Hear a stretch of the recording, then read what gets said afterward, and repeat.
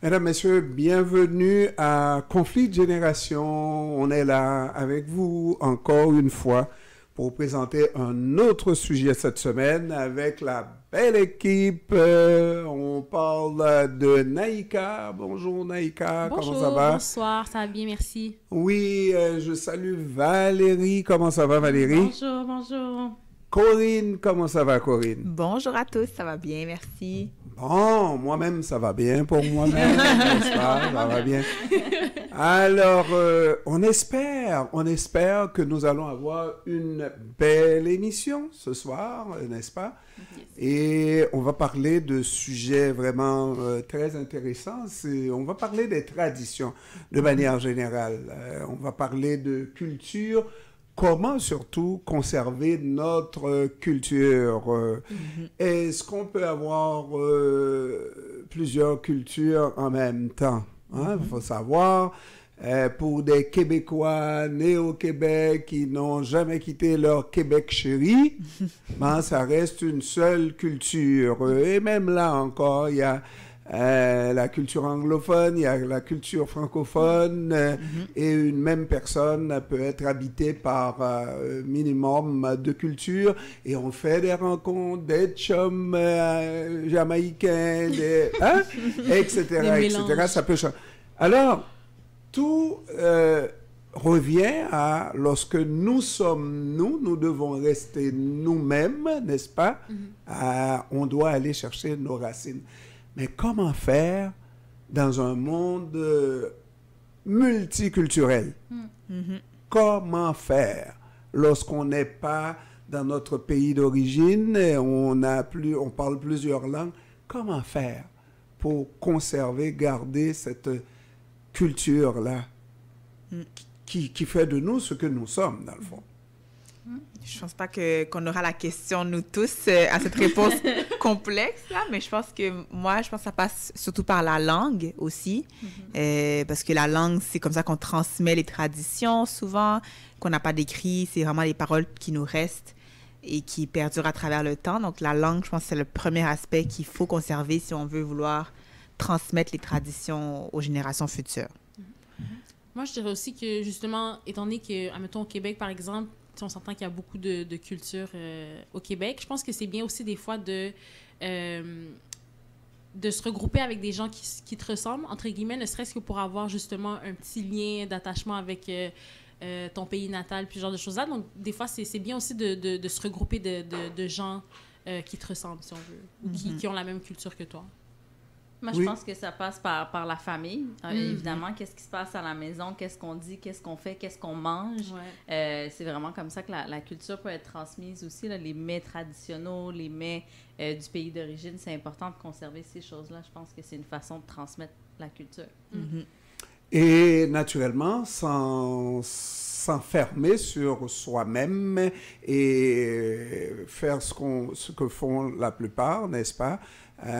Éprouver carrément de la peur face à l'autre culture, face à l'autre personne, l'autre couleur de peau, n'est-ce pas? Et hop, ça nous répugne, on ne va pas goûter à la culture de l'autre, à sa nourriture, et ça, c'est une situation qui ne nous permet pas d'évoluer d'une certaine manière, et de faire le pas vers l'autre d'une certaine façon. Ouais.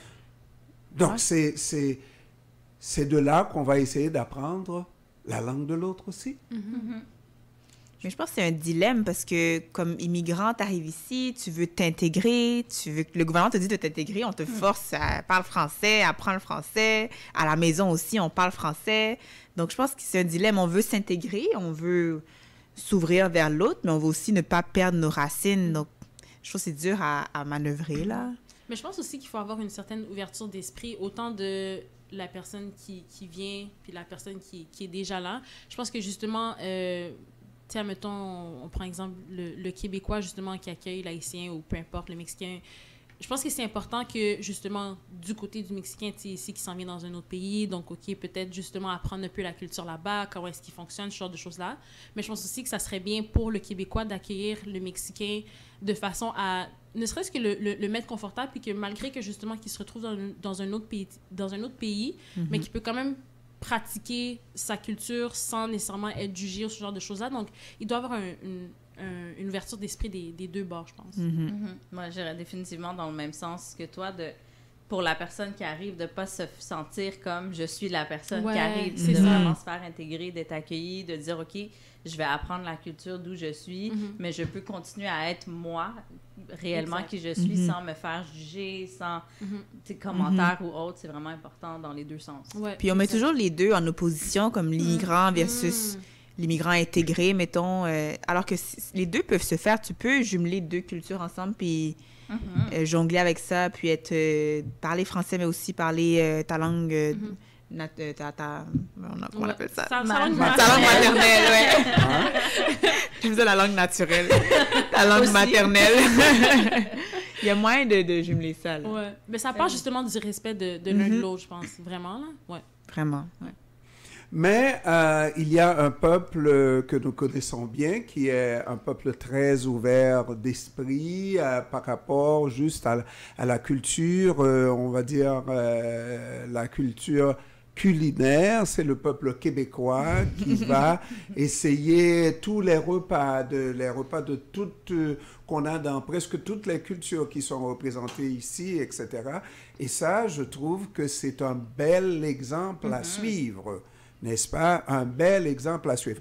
Par contre, lorsqu'on est complexé, on va regarder le complexe qu'on peut avoir développé aussi, parce que souvent, on va parler du repas haïtien, de la nourriture haïtienne, et puis on va dire que cette nourriture est très épicée et que ça a une forte odeur. Et puis, dans le milieu du travail, on risque d'être complexé. Et plutôt que de manger riz et pois à midi avec tout le monde... On mange la petite pomme. Hein? La petite pomme, ça nourrit pas sa femme, ça nourrit pas son homme, parce qu'on est un peu complexé. Oui, on finit par développer un odorat fragile aussi, parce qu'on est au Québec. Et on sait que, oui, ça sent fort, mais ça sent fort, c'est quand même notre culture, non? Ouais, moi, c'était mon pire cauchemar, apporter un plat du riz sauce pois avec poisson à l'école, là. J'étais comme, oh non, s'il vous plaît, donnez-moi une poutine, donnez-moi une pizza, quelque chose de facile, là. Parce que c'est vrai, ça crée un complexe, parce qu'on est tellement vu différemment après, on est jugé, donc ça passe par éduquer aussi les enfants d'ici, les Québécois d'ici, ou bien les jeunes d'ici, peu importe la culture, pour leur dire, faut pas juger, il faut être ouvert, puis on aura des repas différents, donc faut l'accepter. Oui, totalement. Ça passe par l'éducation. Ouais. Et dès un jeune âge, surtout au Québec, parce que c'est tellement multiculturel, les enfants, ils vont voir des gens qui leur ressemblent pas, des enfants qui ont des cheveux différents, une couleur de peau. Donc, il faut, dès un jeune âge, les préparer à ça, puis développer l'ouverture d'esprit. Moi, je me souviens une fois, là, il y a plusieurs années, j'ai été dans une école, dans un quartier majoritairement blanc. Puis il y a une petite fille qui est venue me voir première année, 7 ans. Elle me dit, c'est la première fois que je vois quelqu'un avec ta couleur de peau. Wow. Et je suis restée comme... C'est pas possible. OK. On est à quand Montréal? même... Ouais, c'est ça. À Montréal, en 2015-2016. Donc, quand même. Wow. Et je me dis, OK. Et là, je me suis assise avec elle, puis on a eu une conversation. J'ai demandé, mais est-ce que tu trouves ça joli? Comment tu te sens? Qu'est-ce que tu penses? Puis, puis bon, finalement, ça s'est super bien passé. Il n'y avait pas de manque de respect ou quoi que ce soit, mais pour moi, c'est tellement important de faire ces efforts-là parce que, bon, j'étais la première, mais il va en avoir d'autres, puis je suis sûre qu'elle en a croisé d'autres amis noirs dans la classe ou dans le magasin ou peu importe. Donc, parce que j'ose espérer que c'est resté avec elle la conversation qu'on a eue, mais pour moi, c'est comme, OK, il faut commencer, là, il faut les habituer parce que, ils savent pas, là. Comme parent, t'as un devoir aussi, là, de travailler là-dessus en 2022, comme à Montréal. Va dans les quartiers, va plus loin qu'Outremont, là, tu vas voir des choses. Dans Galerie d'Anjou, là. Alors, vous êtes à la partie la plus facile, c'est la couleur de la peau, c'est ce qu'on ne peut pas changer. Et puis, si tu ne peux pas me regarder, tourne de côté, je ne sais pas. Mais ma nourriture, encore, je reste là, c'est la chose qu'on peut facilement changer. Et Corinne a parlé de, plutôt que le riz et pois ou riz sauce pois, là, Poisson. on va apporter le poisson. Le poisson, on va apporter la poutine. Alors que, oui, on peut inviter l'autre à goûter notre nourriture. Ben oui. Et c'est la chose avec laquelle j'ai le plus de plaisir parce que je sais que j'ai un bon goût et je sais que la nourriture créole est infiniment bonne et goûte bon. Ça veut dire que si on invite l'autre à goûter à notre nourriture, peut-être qu'elle peut aimer ça. Ouais, mais il y a plein de gens comme ça qui vont plutôt rejeter leur culture que de faire ce travail-là parce qu'ils vont se dire, ben ils ont honte en fait. Ils ont honte que la nourriture, par exemple, elle est grasse, elle n'est pas santé, quote unquote. Les gens vont juger, les gens vont se sentir. Puis il y a d'autres choses aussi que la nourriture que les gens vont facilement rejeter parce qu'ils ont honte de leur culture ou honte de leur histoire aussi. Ils vont dire non, moi je me dissocie de ça, je suis pas une victime par exemple, je suis noire mais je suis pas une victime, donc ils s'éloignent de ça et ils préfèrent s'intégrer à 100% dans la communauté d'accueil que de jumeler les deux cultures en même temps parce que c'est trop honteux pour eux. Bien dit. J'ai été un peu plus loin que la nourriture là, mais je pense que j'en vois beaucoup des gens comme ça. Alors, la morale de cette histoire, je crois, c'est de faire un pas dans la direction de l'autre, mais que l'autre aussi puisse être suffisamment ouvert d'esprit pour faire un pas vers nous. Autrement dit, pour des questions de repas, parce que encore on revient, c'est évident lorsqu'on rentre à la maison, surtout lorsqu'on sort de l'extérieur, qu'on rentre à la maison, qu'il y a une forte odeur de nourriture. Ça peut, oui, nous donner faim, mais ça peut être indisposant aussi. Alors, donc, on peut comprendre l'autre, on peut faire l'effort d'aller vers l'autre et de comprendre que si l'odeur est très forte dans une toute petite cafétéria, ça peut être dérangeant. Alors, on peut demander à maman si c'est maman qui prépare, à papa si c'est papa qui prépare, très rarement, ou si c'est nous qui préparons, n'est-ce pas, de doser un peu cette épice, n'est-ce pas, de manière à ne pas indisposer les autres. C'est jamais bon pour personne. Hein? Ouais, on peut choisir des meilleurs repas, là, que du riz sauce pois pour le lunch. Non, mais je te défends la poutine, là, à la place du riz, ça s'échange pas. Hein? En tout cas, moi, ça m'allait, moi, des pogos, des choses faciles comme ça, des nouilles, rien de trop exotique. Mais je pense qu'étant enfant, c'est sûr que justement c'est mieux parce que des fois c'est plus difficile à défendre justement de dire ben c'est parce que je suis haïtienne ou c'est notre nourriture puis ce genre de choses là. Alors que quand t'es une grande personne, c'est plus facile d'être fière de ton repas puis ça c'est mon riz sauce pois puis that's it. Fait que je pense aussi c'est justement étant enfant peut-être qu'on peut justement s'ajuster pour l'enfant pour qu'il puisse être à l'aise et mieux accueilli à l'école. Mais sinon, moi, je suis fière là, de mon riz sauce pois. On peut aussi, comme j'ai dit. Ça va. On peut aussi éduquer l'enfant puis lui dire non, et pas honte là, c'est normal, puis c'est la vie, tu vas être différent, puis mieux vaut commencer tôt parce que ça va être dur le reste de ta vie. Alors, il y a les Chinois qui ne donnent pas leur place là ou qui ne négocient pas leur riz avec leur baguette. Et ça là, on doit essayer de comprendre.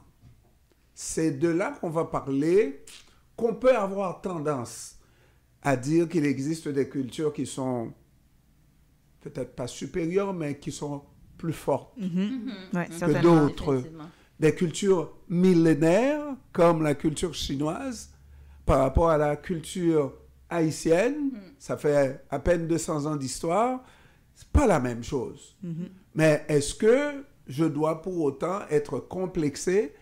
Au contraire, je devrais regarder le Chinois qui mange le riz comme moi je mange du riz et que je ne sois pas dérangé lorsque je mange mon riz en public, parce que lui ne s'en cache pas.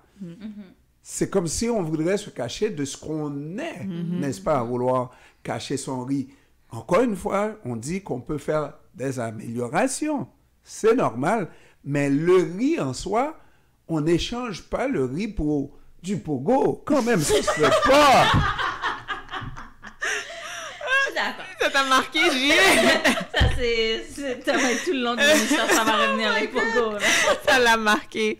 Mais oui, peut-être que je devance un peu notre prochaine question, mais les familles chinoises, systématiquement, je connais beaucoup, en tout cas, je ne sais pas si c'est la majorité, mais leurs enfants, par exemple, vont aller à l'école le samedi pour apprendre le mandarin ou le cantonais. Comme c'est systématique que leurs enfants prennent des cours à Dawson le matin, samedi matin chaque semaine pour préserver la langue, alors que nous, les familles haïtiennes, ils sont où? Les jeunes qui vont aller prendre des cours de créole, ils vont parler un créole de rue, de ce qu'ils apprennent, ils vont capter un peu, mais la langue est pas préservée, puis la culture est pas préservée. Donc, on peut facilement s'inspirer des autres cultures pour se dire, OK, nous aussi, on peut faire un effort de préservation, là.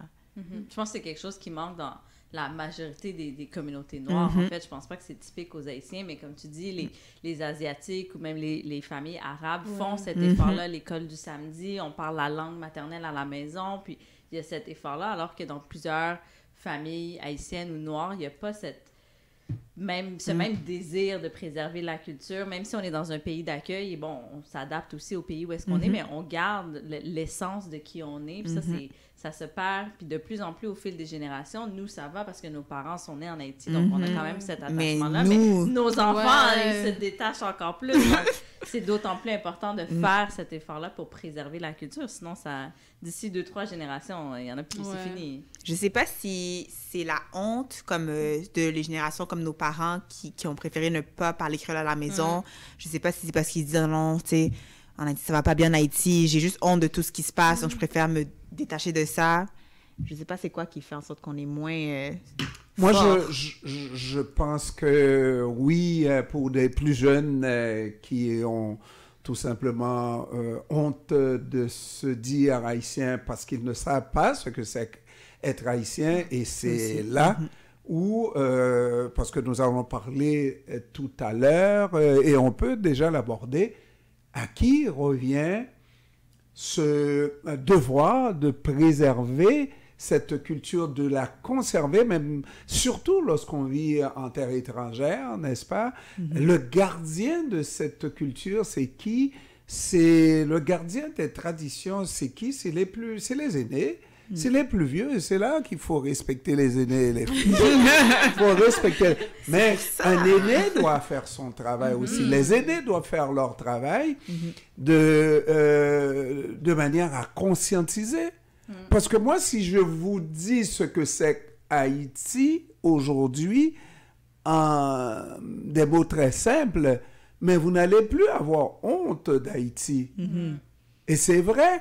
Vous ne connaissez pas cette culture-là vraiment de fond en comble, mais vous savez qu'on a connu l'esclavage et que c'était une situation inhumaine et qu'ils ont forgé encore d'abord une langue pour pouvoir marronner et préparer leur plan de nègre, n'est-ce pas? On dit ça. Et réussir... finalement, cette grande révolution, et avec des nègres qui utilisaient les armes du blanc et qui ont réussi à botter le derrière à la plus grande armée au monde de l'époque, c'était l'armée de Napoléon Bonaparte, le français. Ça revient à l'armée américaine, aujourd'hui l'équivalent. On a gagné ça. Et c'est suffisant pour ostraciser tous les Haïtiens pour le reste de leurs jours, parce que la France vivait des colonies. La France vivait des colonies. La plupart des pays européens vivaient des colonies. Et vous leur avez enlevé ça. On disait liberté, égalité, fraternité en France déjà. Mais ça ne s'appliquait pas aux nègres. On a fait en sorte, on s'est imposé dans le concert des nations. Alors aujourd'hui, tout ce que nous vivons, C'est les conséquences de ce qui a été fait, être la seule nation nègre au monde à avoir arraché, pas que demander là, il y a eu des nations en Afrique qui ont obtenu la permission, la faveur de devenir indépendants. Non, on l'a prise, cette indépendance. On l'a faite, cette indépendance-là. Et puis, c'est le prix, aujourd'hui, ce que nous voyons là, le prix à payer pour cette indépendance. Ça ne veut pas dire qu'on va rester comme ça. Mais il faut comprendre que 200 ans plus tard, on n'a pas digéré, parce que la France surtout, pas digéré, nous a imposé un paiement pour l'indépendance, un paiement, ça a été une dette, et c'est tout cet argent-là qu'on payait à la France qui n'a pas été utilisé pour l'éducation, le développement et tout ça. Alors, la question à se poser, est-ce que si les ancêtres avaient vu dans leur boule de cristal que le pays deviendrait ce qu'il est aujourd'hui, est-ce qu'ils l'auraient fait quand même, cette indépendance? Je réponds pour eux oui. Je réponds pour eux oui, parce que être privé de liberté, être mis en esclavage, avec la possibilité que le blanc, pour donner l'exemple, n'est-ce pas, pouvait écartiller le nègre un pied à droite, un pied à gauche, le bras, etc., avec 4 chevaux, et puis voilà, boum. C'était vraiment extrêmement difficile, inhumain, de sorte que Haïti, c'était l'exemple à ne pas suivre, n'est-ce pas, pour les autres pays coloniaux. Et donc, c'est avec cette indépendance-là, et de plus, les anciens esclaves ont dit, Dessalines en particulier, tous ceux qui arrivent, les pays qui étaient encore sous le joug des Blancs, tous ceux qui arrivent, qui posent le pied en Haïti, devient automatiquement un être indépendant. Eh ben, voilà le plus bel exemple qu'on a fourni. Quand on sait ça, là, et qu'on se dit que oui, aujourd'hui encore, il pourrait avoir cet esclavage-là, on pourrait utiliser, parce que nous regardons bien le monde comme il est là, nous sommes censés être indépendants, mais nous sommes tellement dépendants, nous sommes tellement esclaves du travail. Je connais quelqu'un à qui j'ai parlé, je ne citerai pas de nom là, qui pleurait littéralement tellement elle était débordée par le travail. On est des esclaves du travail. On nous donne un petit peu d'argent là pour dire vous n'êtes pas... Faire semblant. Vous imaginez là? T'as 2 semaines de liberté par année. Alors, s'il n'y avait pas eu cette révolution de 1803, qu'est-ce que serait le monde aujourd'hui? Alors, quand quelqu'un me regarde et me dit « Oh, qu'est-ce que les Haïtiens veulent? Ils ne savent pas ce qu'ils veulent, etc. etc. » Je dis « Vous savez pas ce que c'est qu'Haïti? » Je sais ce que c'est qu'Haïti. Haïti a porté l'indépendance sur son dos, là. La liberté sur son dos. Les gens disaient liberté, égalité. Ils ne savaient pas ce que c'était, être privé de liberté. Alors, quand on sait ça, c'est les parents qui doivent enseigner cela à leurs enfants, à leurs petits-enfants, en faire des êtres fiers et forts. Moi, je suis fier. Ils devraient enregistrer ce que tu as dit, là, et juste le rejouer devant leur enfant. De temps en temps, chaque mois, tu rejoues ce discours-là, parce que c'est bien raconté, là, comment tu le racontes. Mais je pense que c'est de là que ça part. Comme, toi, tu es tellement fier d'être haïtien, tu es fier de ton histoire. Donc, c'est sûr que quand tu racontes ça à tes enfants, tes petits-enfants, c'est impossible de... les Haïtiens. C'est impossible, mais non. Oui, waouh, c'est passionnant. Donc, si tous les parents avaient cette même fierté, mais ça se transmet automatiquement à ton enfant. Donc, c'est pas juste par l'histoire, c'est par la manière que tu le racontes, par la passion que tu as pour ton pays, puis la fierté. Les jeunes, les enfants, on apprend par l'exemple, on apprend par mimétisme. Là. Fait que si je vois mon parent excité, nostalgique, sensible quand il parle d'Haïti, ben moi aussi, ça va m'émouvoir. Là. Je pense aussi que c'est le discours qu'on a l'un pour l'autre. Je pense que c'est important aussi pour les Haïtiens de savoir se soutenir l'un et l'autre. Parce que souvent, on a ce discours de « Ah, j'irai jamais chez un Haïtien parce que telle affaire », alors que comme, on n'entendrait pas ce discours-là chez les Blancs. Donc, c'est important aussi de pouvoir se soutenir puis d'être fiers ensemble que comme séparés. Fait que... Ou je ne mettrais pas les pieds en Haïti. Exact. Ouais. Il faut être fier de qui on est à the end of the day. Ben oui. Ouais. Et puis, comme on dit, il faut faire la part des choses toujours. On vient dans un pays, on dit quand on va à Paris, on se comporte comme le Parisien. Quand on vient au Québec, on vit au Québec, on se comporte comme le Québécois, naturellement. Mais on va toujours défendre nos droits. Hein. On va, par exemple, sans faire parler d'actualité, mais aujourd'hui, on comprend que les immigrants doivent s'intégrer. Et moi-même, toute ma vie au Québec, c'était pour aider les immigrants à s'intégrer à la culture québécoise, qu'on fasse un seul peuple, une seule cause. Mais chacun a sa culture, hein, n'est-ce pas?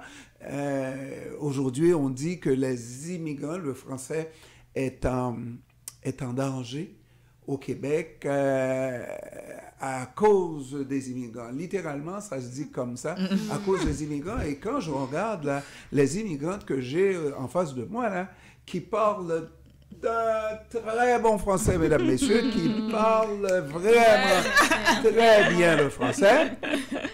Et moi, je me dis, non, avec des immigrants comme ça, on n'a pas besoin de Québécoises parce qu'elles sont Québécoises, pas vrai? Et c'est les nouvelles Québécoises, pas vrai? Mais ça se peut. Le Québécois doit comprendre que le français, un petit peu bruni, va avoir un autre accent. C'est pas vrai que les langues restent inflexibles, là, statiques, raides. Les langues évoluent.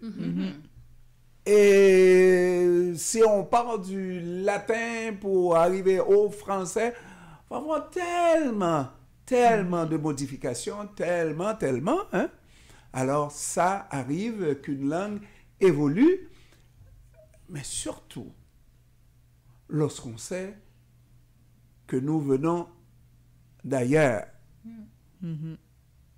qu'on ne me demande pas de penser d'abord, oui, ça va m'arriver de penser en français, mais devant le juge, quelquefois, je sens un mot qui n'est pas français.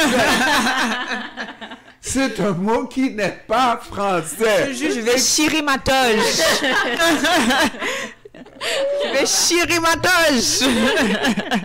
Excusez-moi, monsieur le juge, mais je veux bien rire de moi parce que ce mot-là n'est pas français. Ça, c'est le moi profond. Le moi qui ignore qu'il n'est pas ce qu'il est là, ce qu'il est devant le juge. C'est un rôle que je joue, monsieur le juge, mais le vrai moi, là, le vrai moi peut sortir des mots que vous ne savez pas, que vous ne pourrez pas traduire, n'est-ce pas? Mais ça, c'est le vrai moi. Il ne faut pas m'en vouloir à cause de ça. Parce que quand je suis content, il y a des mots que je sors. Mais quand je suis pas content, je ne dis pas tabac. Si je commence à faire tabac, et puis et les autres, le chapelet, ça marche pas. Et non. T'es plus vieux. Mais non, c'est pas toi. Qui on est. Non, ça c'est impossible pour moi qu'un immigrant dans sa tête ne réfléchisse en langue française alors que c'est pas sa langue maternelle. Mais on peut pas exiger ça. Pour moi, c'est ça qu'ils exigent de nos jours. C'est comme à la maison, vous allez parler ça, vous allez réfléchir comme ça, vous allez parler au travail comme ça. C'est un niveau, c'est tellement exigeant. Je pense que c'est trop. Je pense qu'il faut... Oui, la langue française, c'est super important. Il faut préserver la langue... Bon, la vraie langue française. Mais bon, ça ne va pas. Mais comme je dis, à la maison, il faut qu'on soit libre d'être nous-mêmes. Il faut qu'on soit libre d'être authentique. Il faut qu'on soit libre de faire ce qu'on veut. Mais je comprends que sur la place publique, si je veux communiquer avec les autres, il faut que je communique dans une langue que les gens vont me comprendre. Si je me mets à parler espagnol...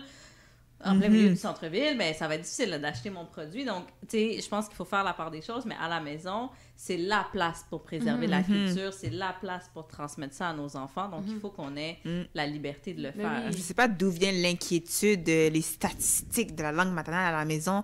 C'est comme, mais c'est pas important. Ça n'a aucun rapport. En toute honnêteté, là, It's not about you, this is me. This is my house. Pour l'avoir vu tellement de fois, les enfants ont cette capacité d'apprendre plusieurs langues. Oui. Donc, pourquoi on leur empêcherait cette opportunité? Moi, je trouve ça tellement beau, des jeunes enfants qui parlent 3-4 langues. Wow, c'est impressionnant. Mais comme de couper ça, de dire non, c'est une langue et seulement une langue, c'est...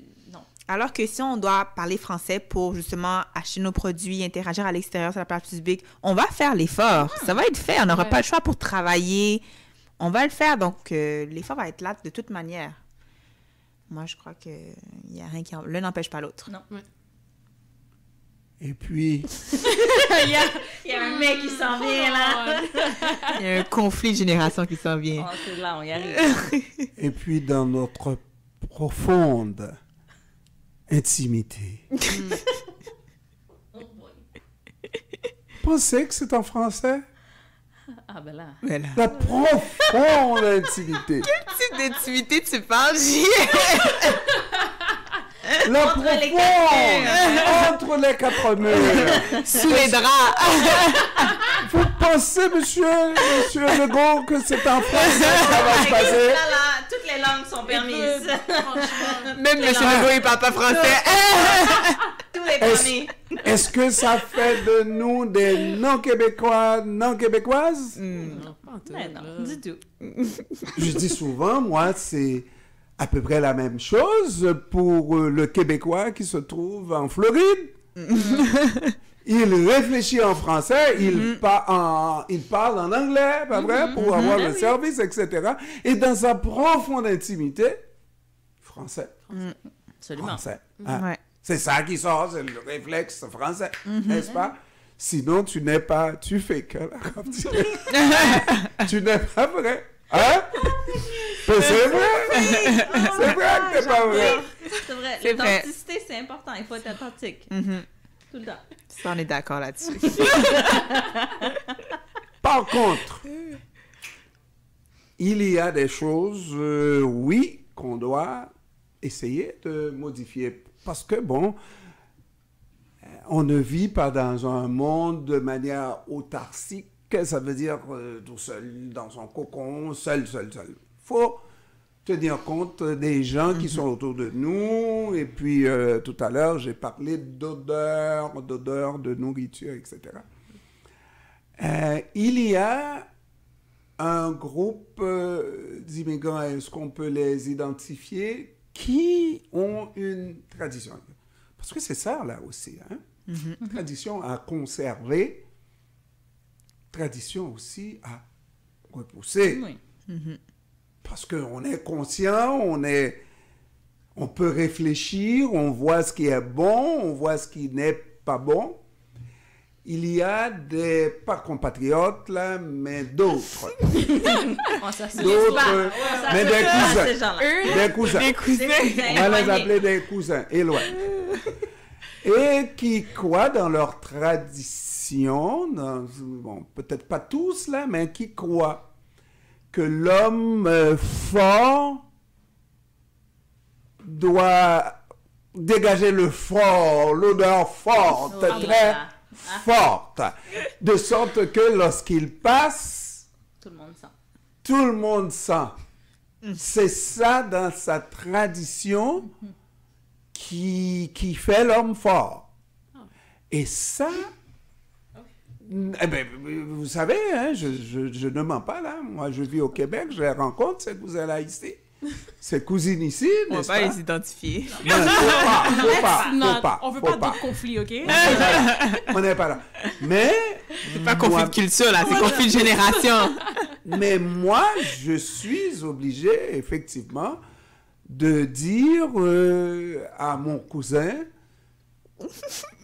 faudrait accommoder les autres et ne pas les incommoder. C'est diplomatique. Hein? C'est diplomatique. Ouais, diplomatiquement, parce que ça sent fort. Hein? Ça sent fort et je ne sais pas pourquoi qu'une telle tradition, je me pose la question et je n'ai pas la réponse, devrait résister au temps et à la modernité, à tout ce qu'on veut. Ça, là, non. Non. Il faut s'adapter. Il faut vivre dans le monde moderne parce qu'il y a des parfums et des déodorants et des choses. On vit en société, donc la personne sent l'odeur. Bon, même si on prend l'autobus ensemble. L'hiver bondé, donc oui, faut... C'est une question de respect pour l'autre. Ça doit changer. Non, mais alors c'est vite dit. Mais est-ce que la personne est en mesure, la personne qui est ancrée dans sa tradition de génération en génération, est-ce que cette personne est à même d'apprécier et de voir, ça sent pas bon? C'est sûr que non. Est-ce que cette personne est en mesure? Mais je sais pas si c'est une tradition ou si c'est juste une habitude qui est... C'était pas un besoin pour eux, peut-être, de mettre du déodorant, de mettre du parfum, etc. Parce que c'est pas... Je sais pas, ça existait peut-être pas à une autre époque, mais que maintenant, dans le monde moderne, où est-ce qu'on se côtoie, est-ce qu'on est toujours collés, où est-ce que on vit en communauté, il y a beaucoup de gens, peut-être que c'est là que ça change. C'est au niveau... Les gens évoluent, donc peut-être qu'ils doivent aussi s'accommoder vers ça. Ou peut-être, je sais pas si c'est culturel ou si c'est juste la modernité, mais... Je pense que c'est quand c'est des traditions comme ça, tu sais, c'est de comprendre d'où ça vient puis à quoi ça sert. Voilà. Tu sais, souvent, c'est la même chose avec les remèdes de grand-mère. Bon, peu importe les traditions que nos parents nous montrent, puis des fois, tu as ce regard critique de « OK, mais pourquoi on fait ça? C'est quoi qu'est-ce que ça m'apporte? Quelle valeur est-ce que ça démontre? » C'est de comprendre d'où ça vient. C'est comme ça qu'on peut changer les choses. C'est justement de montrer la fierté d'être un homme, mais quel autre moyen est-ce qu'on peut utiliser pour montrer cette même fierté qui n'incommode pas les autres? Alors, on dit que c'est les traditions, pas vrai? Et est-ce qu'on peut tout changer? On ne veut pas tout changer là. On veut croire qu'on peut changer, qu'on doit changer ce qui est dérangeant pour l'autre. Surtout qu'on vit dans une autre société, n'est-ce pas? Si dans ma tribu on pouvait marcher nu, n'est-ce pas? Mais là, je ne suis plus dans ma tribu, n'est-ce pas? Il faut que je me comporte comme les autres. Tu viens à Paris, tu te comportes comme le Parisien. Au Québec, tu te comportes comme le Québécois. D'une certaine manière, si tu ne peux pas te comporter comme le Québécois, alors ne te fais pas dire la petite phrase « va-t'en chez vous ». Ben, ne te le fais pas dire, cette petite phrase. Je préfère que tu te comportes comme le Québécois de manière à ne pas incommoder les gens d'une certaine façon. Hein? À quel point, justement? Parce que je trouve qu'il y en a qui sont un petit peu trop sensibles face à ça, puis que, justement, c'est comme une excuse pour eux de dire, ben, retourne chez vous, là. Tu sais, la moindre chose... À the end of the day, là, la personne noire peut être noire, assise ici tranquillement, puis il y a quelqu'un qui va trouver un problème, puis qui va regarder toi, là, retourne chez vous. Dans ton pays. Retourne dans ton pays. Reprends l'avion. Fait que c'est à quel point, je pense que oui, justement, qu'on vit en société, c'est important, justement, d'être consciencieux de l'autre, puis de son confort à travers tout ça, mais en même temps, c'est pas pour autant de se restreindre, puis de comme... Tu sais, moi, si j'arrive ici habillée ou comme, tu sais, une Africaine ou peu importe, habillée dans son costume traditionnel, c'est pas vrai que je vais être comme, on est au Québec ici, votre habillée. Non, tu sais, je veux dire, elle est habillée, elle respecte, tu sais. Fait que, il y a des limites, je pense, à travers tout ça. Ouais. Je pense que c'est aussi important de pas te dire, oui, on veut respecter l'autre, on veut respecter la société d'accueil, donc on s'oublie aussi, on oublie nos cultures, on veut tellement se fondre dans la masse. C'est important de ne pas aller trop loin. Oui, je respecte, oui, je m'adapte, oui, j'ajuste certaines de mes traditions, mes façons de faire, mais en restant authentique, en étant vrai à ma culture d'origine aussi. Alors, on regarde les autres, on nous regarde, et c'est des choses de religion aussi qui vient s'accrocher à la culture, qui devient vraiment des réflexes culturels,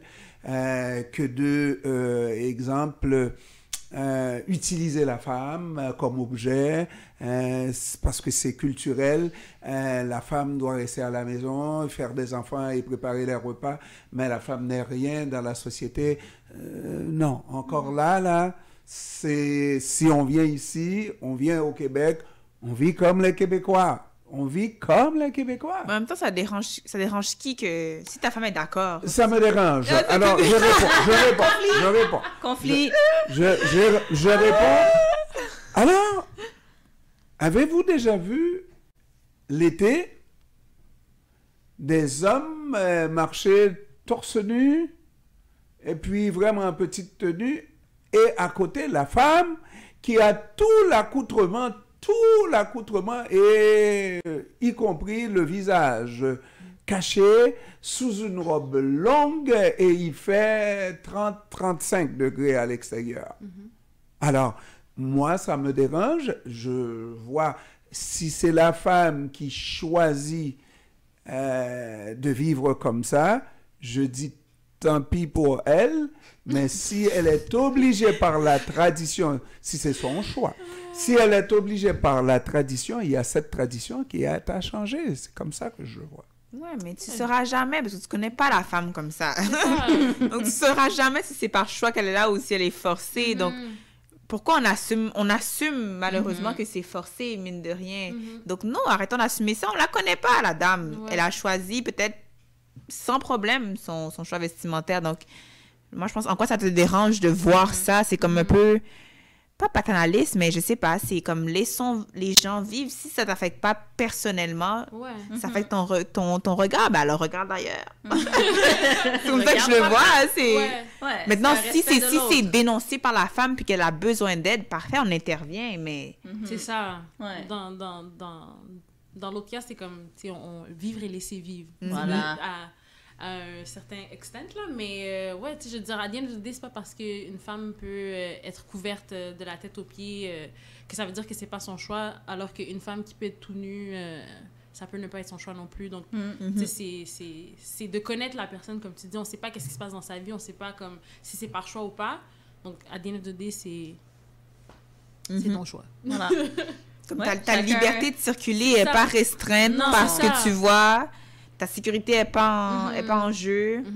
Dès que c'est ça, c'est ce que j'allais dire. Si la personne ne semble pas en détresse ou en... Ouais, ça n'a pas l'air d'être une femme battue ou quoi que ce soit. Bon, s'il y a un danger à sa vie, on intervient. Mais sinon, ça pourrait très bien être un choix qu'elle a fait bien avant d'avoir rencontré cet homme qu'elle a choisi pour elle d'être voilée, d'être couverte. Puis c'est son choix de vie. Donc, on la laisse. Qui suis-je pour dire que c'est pas correct? Si elle est bien, elle est heureuse, elle est épanouie, tant mieux pour elle. Alors, nous disons, je pense, la même chose. L'essentiel, c'est que on doit se poser des questions dans une tradition où les hommes ont tous les droits et les femmes semblent, je vais changer le verbe pour dire, semblent être contraintes de vivre d'une certaine manière contraignante. La femme qui ne peut pas conduire son auto, elle n'a pas d'auto, c'est son mari qui a une auto, elle doit s'asseoir en arrière de la voiture, c'est tout ça là. C'est, des fois on le voit, on pourrait dire la même chose de ce que nous connaissons dans un autre pays, d'enfants qui restent à la maison de l'autre. On pourrait dire l'enfant n'a pas le choix, c'est l'enfant qui a choisi la bonne... Non, on sent que c'est les contraintes, les situations qui font en sorte que ça se passe comme ça. Le bel exemple, c'est que, regardez en Iran ce qui se passe aujourd'hui. Qui l'aurait dit? Une femme qui a fait un petit écart avec son mouchoir, n'est-ce pas? Et puis, bon, là, voilà. Elle est arrêtée par la police des mœurs et puis elle est en contravention et elle va en mourir.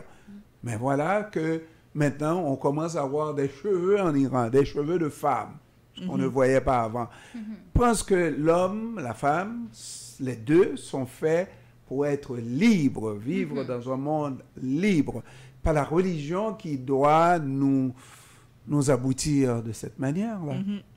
Il doit avoir un choix libre. On ne peut pas se fermer les yeux sur le fait que effectivement, les traditions, certaines cultures entrent en clash avec le monde moderne. Ça arrive constamment. Puis c'est ça qui arrive en Iran aussi. Comme non, on a changé, on évolue. Ça suffit. Donc oui, ça va arriver. Alors, c'est...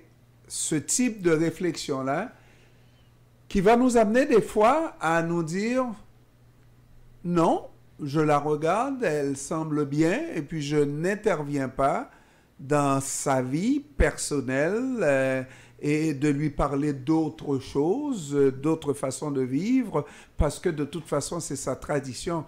Le monde est fait pour être libre et indépendant. Lui, elle a choisi de vivre de telle manière. Est-ce qu'on est certain, nous, si on était obligé de vivre cette vie-là, on serait bien dans une vie où on est emmitouflé de la tête aux pieds et puis on regarde le conjoint a les fesses à l'air. Il y a un problème. Mais ça dépend aussi justement de comment est-ce qu'on a grandi. Il y a des choses qu'on perçoit comme étant normales parce que justement, c'est comme en même temps dans la nourriture aussi. Il y a certaines... il y a certains pays qui vont manger certaines choses que d'autres ne mangeront pas, mais pourtant pour eux, c'est la normalité. Puis pour l'autre, c'est comme... Wow, what? Mais c'est justement, c'est comme tu as dit, c'est de comprendre le pourquoi, puis de comprendre l'autre aussi, puis de ne pas juger...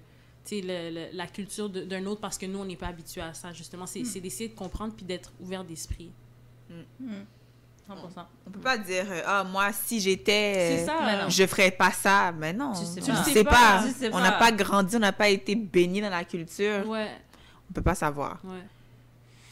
Probablement, en plus, qu'on se conformerait à la majorité. C'est ça. Tout le monde fait ça par réflexe humain, là. Mais on ne doit pas... il y a nos traditions, notre façon de vivre, n'est-ce pas? Et à un moment donné, on peut inviter l'autre à se poser la question, à savoir, est-ce que je suis...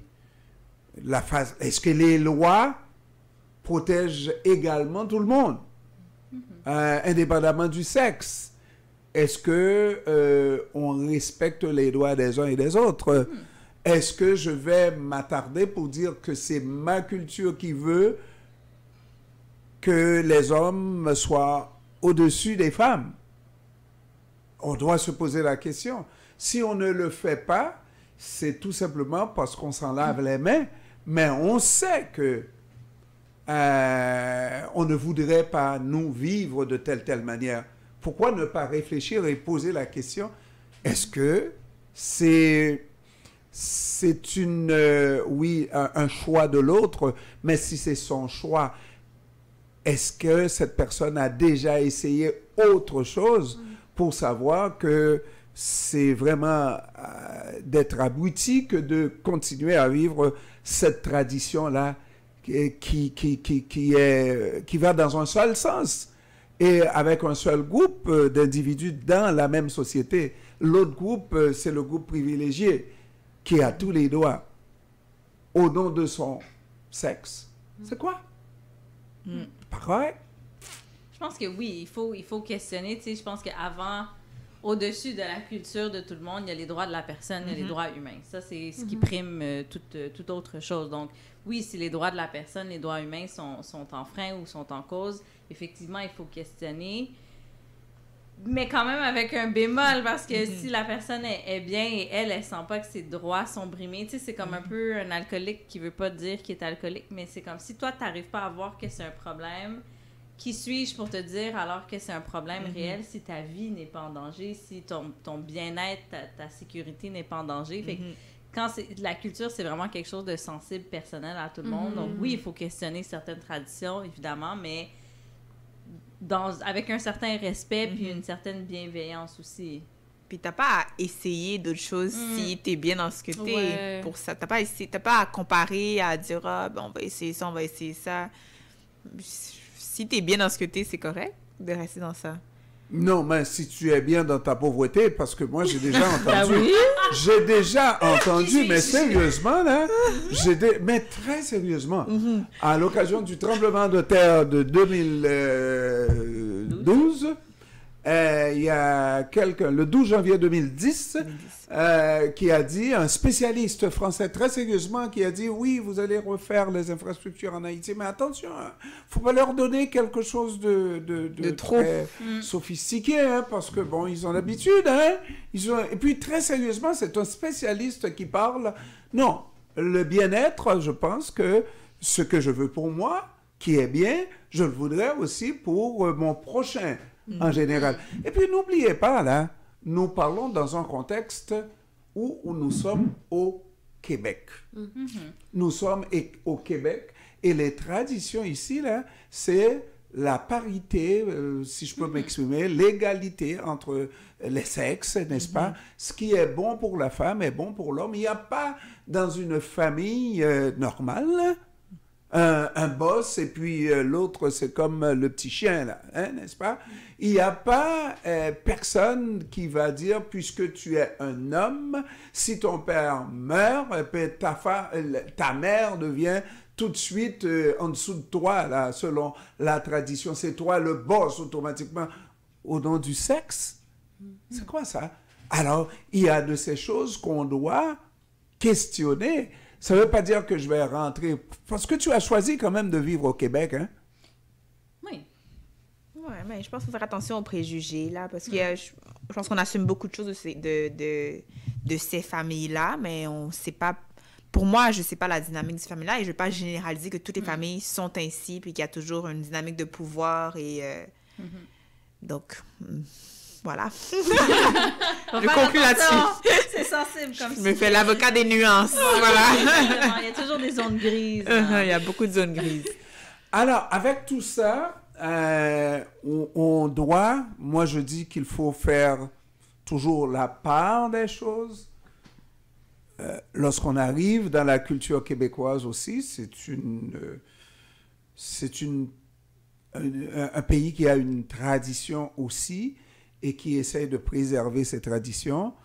Il y a des choses qu'on peut juger bonnes dans la culture québécoise, qu'on va tout de suite emmagasiner.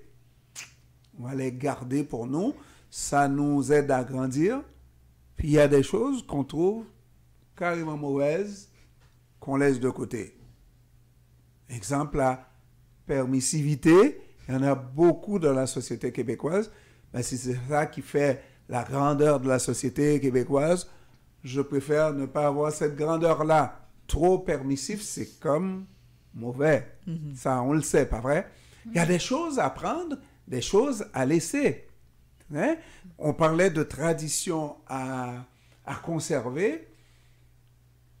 Il y a les remèdes de grand-mère.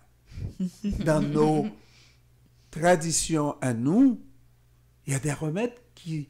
comme l'huile mascariti. For everything. C'est de l'or. C'est guéri de tout.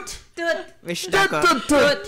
Je suis d'accord que ça a été repris maintenant par les cultures modernes comme l'huile de castor ou l'huile de ricin, puis raffinée, nettoyée, purifiée. Non. Mais the original huile mascariti, ça c'est vrai. Ça c'est un bon remède de grand-mère qu'on devrait conserver et s'enrichir là-dessus comme culture. 100%. Alors la question là, c'est oui, maman nous a transmis ça. Moi-même, j'ai été élevé en Haïti. J'ai jamais vu un arbre qui donne l'huile, qui donne le grain qu'on va moudre pour faire l'huile. Je ne connais pas ça. Mais par contre, j'ai déjà entendu parler et j'utilise quand j'ai une douleur là. Oui, je vais mettre, avant de mettre autre chose, l'huile par mascariti, n'est-ce pas? Chauffée. Mais vous qui vivez ici, moi j'ai mes petits-enfants, je pense que est-ce que mes enfants connaissent ça? Pas sûr. Mais les petits-enfants, comment faire pour leur amener à utiliser ce remède miracle qui guérit tout? Qui guérit tout. Mais c'est les parents. Ouais. C'est les parents, c'est les grands-parents. Si toi, tes petits-enfants te voient l'utiliser, voient que ça te fait du bien, que tu crois là-dedans, ils vont avoir tendance à à l'utiliser aussi. Mais c'est sûr qu'un enfant né ici connaît l'huile de castor. C'est pas d'où ça vient, l'huile de castor, l'origine. Donc, il a acheté 35 $ au magasin de produits naturels, une petite bouteille comme ça. On va aller en édition chercher. Donc, je pense que c'est important, ça passe par les parents. Il faut le vendre comme un bon vendeur. Tu sais. Ouais. Tu vends les bienfaits du produit, c'est bon pour les cheveux, c'est bon pour les yeux, c'est bon pour la bouche, bon pour le rhume, douleur musculaire, tout. Tout. C'est efficace, cette chose. Ouais. Tu vois, il y a des remèdes de grand-mère qu'on met de côté. Comme... Moi, il y en a un que j'ai jamais compris, que je ne comprendrai jamais. Donc, quand tu as le hockey, on met un petit fil sur ton front. On mouille le fil dans sa bouche first. Tellement hygiénique. On met sur ton front et le hockey disparaît. Ça fait pas de sens. J'ai demandé à ma mère la logique, je pense à chaque fois. Mais c'est quoi la logique? Non, ça fonctionne. Donc ça... Est-ce que ça fonctionne? Have you tried it? Non. Alors. Parce que c'est un effet placebo, en fait. Parce que pour moi, ça fonctionne pas. Ah, non. Mais ma sœur y croit. Donc, elle le fait, puis ça fonctionne. Wow. Mais c'est l'effet placebo. Moi, Non, c'est pas l'effet placebo. Oui. C'est la qualité du fil. C'est ça. Mais Quand tu fais si c'est une tradition, mais c'est pas un remède. Un remède grand-mère, ça s'appelle un simple. Une chose toute simple que tu fais et qui donne des résultats sans que tu aies d'explication scientifique comme telle. Ça s'appelle un simple. Et ça marche toujours. Le petit fil, effectivement, là, c'est une tradition à transmettre. Le hockey arrête automatiquement. C'est scientifiquement prouvé, c'est ça que tu nous dis? Alors là, c'est prouvé. Moi, je peux garantir que c'est prouvé. Certifié JF. Voilà. Étude maison. Alors ça, on transmet ça parce qu'on va le faire et l'enfant va voir et va répéter. Et puis, ça se fait aussi ailleurs, n'est-ce pas? Ça se fait ailleurs et on ne sait pas pourquoi. Est-ce qu'on a besoin de savoir pourquoi ça marche? On a besoin d'avoir des résultats. Mais il y a des remèdes qui s'inscrivent vraiment aussi dans la science, là, mine de rien, comme quand tu as un rhume, de boire un fond de jus de citron avec peut-être gingembre, un peu de rhum. Tu sais, et c'est des choses, effectivement, qui sont comme anti-inflammatoires ou antibactériennes. Donc, il y a des choses que c'est des remèdes de grand-mère que la grand-mère ne sait pas pourquoi ça fonctionne, mais finalement, c'est scientifiquement prouvé pour de vrai, pas justement JE certifié. Par contre, moi-même, depuis que j'ai arrêté cette tradition-là, pour moi-même, mes enfants n'ont pas eu, c'est toujours avec l'huile mascriti, ce qu'on appelle oh mon Dieu, un thé? Une purge, là, pas un thé qu'on fait avec, on boit l'huile mascriti. Oh mon Dieu! Ça s'appelle bon, ça devrait dire la médecine, mais ça s'appelle le médecine. Hein? Oui, médecine. J'ai entendu ça aussi. Je pense que je l'ai vécu aussi. J'ai des PTSD, là. Après les vacances, parce qu'on a beaucoup mangé de mangue, etc., on risque d'être malade durant l'année scolaire. Avant de recommencer l'année scolaire, on nettoie ça. Médecine. Et c'est mauvais. Clairement. Mais, comme dirait la publicité, c'est mauvais, mais ça donne des résultats. Ça donne des résultats. Alors, c'est autant de traditions qu'on trouve bonnes, qu'on doit préserver, n'est-ce pas? C'est à cause de ces traditions que l'enfant va savoir sa différence avec les autres, n'est-ce pas, qui viennent d'ailleurs, qui, eux, gardent leur tradition. Eux gardent leur tradition. Rare qu'on va voir, est-ce que c'est une tradition? Une Chinoise accepter de se marier avec un non-chinois. Ah, qu'on va voir ça. Ben, ça arrive de plus en plus. Ben, de plus en plus. Ouais. Les mariages interculturels, c'est plus fréquent que les ça mariages va devenir commun, complètement. C'est fréquent, mais je trouve que justement, des fois, les parents, en tout cas, dépendamment de la culture, des fois, les parents sont comme vraiment pas d'accord. Ça, j'en ai vraiment... Pour pas l'avoir vécu, mais l'avoir vu, au point même qu'elle elle était gênée. Mais pas gênée, mais comme elle a présenté mon cousin genre à sa famille parce que justement ils sont très conservatifs si on veut là. Elle était de quelle culture? Je pense qu'elle était cambodgienne si je me trompe pas là, fait que sorry if you c'est qui c'est ça.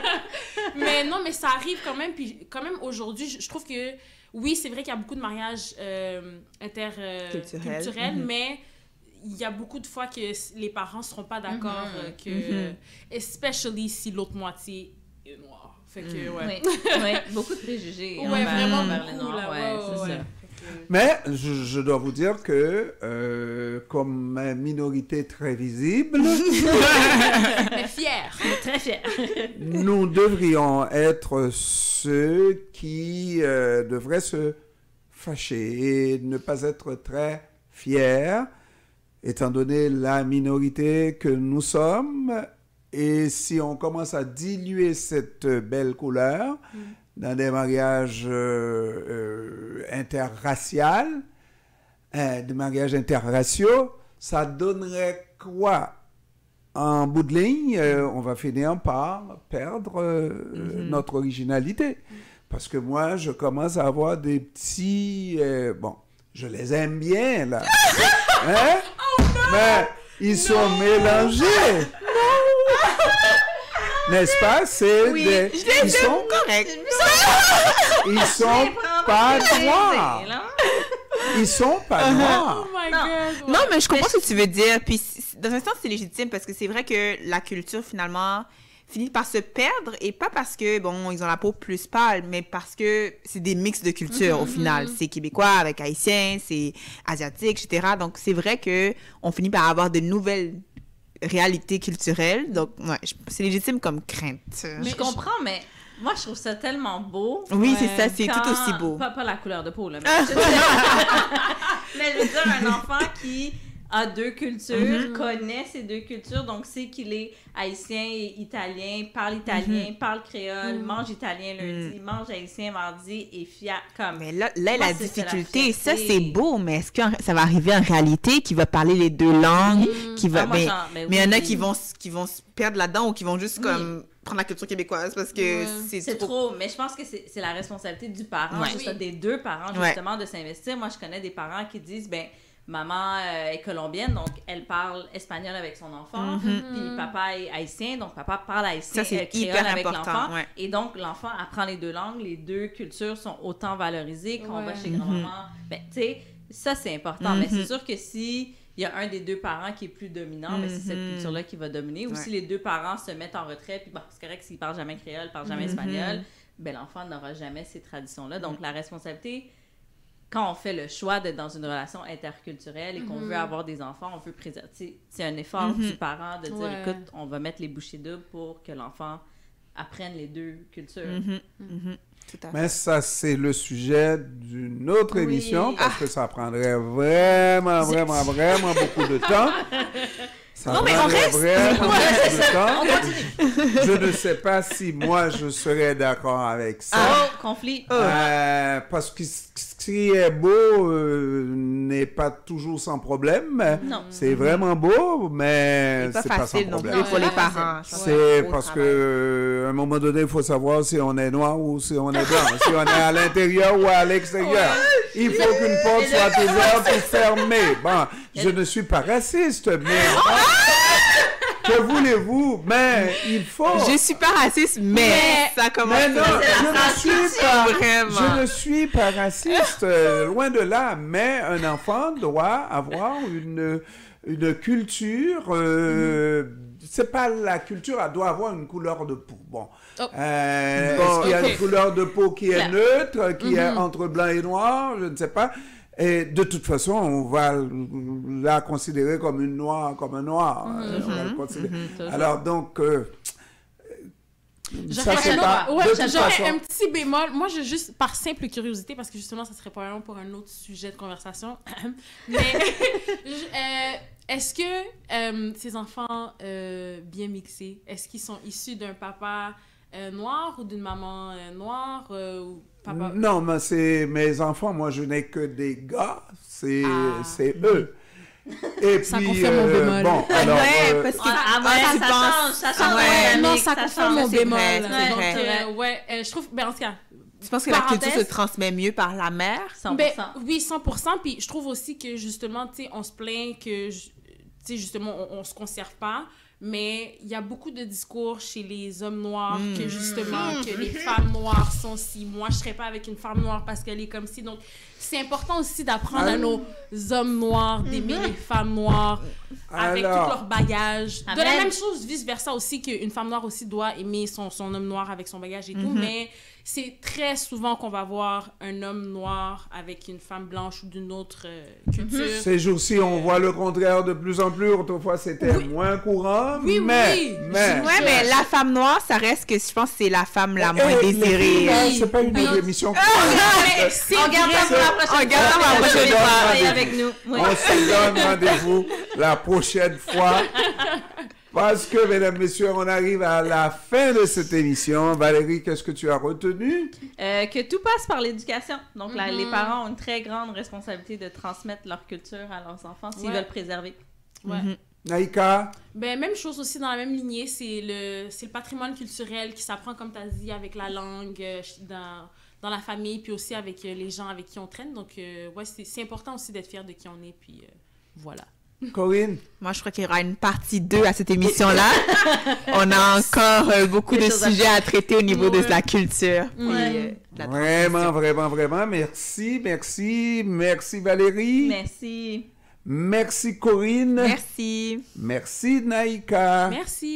Merci à vous tous, mesdames, messieurs, d'avoir été jusqu'à cette présente minute à l'écoute de Conflits de génération. Toutes les semaines, on a des conflits. Mais on aime ça quand on s'entend. On aime ça. Merci beaucoup. On se retrouve la prochaine fois. Au revoir. Je remercie encore Franz qui était avec nous à la régie technique. Merci. Au revoir. À la prochaine.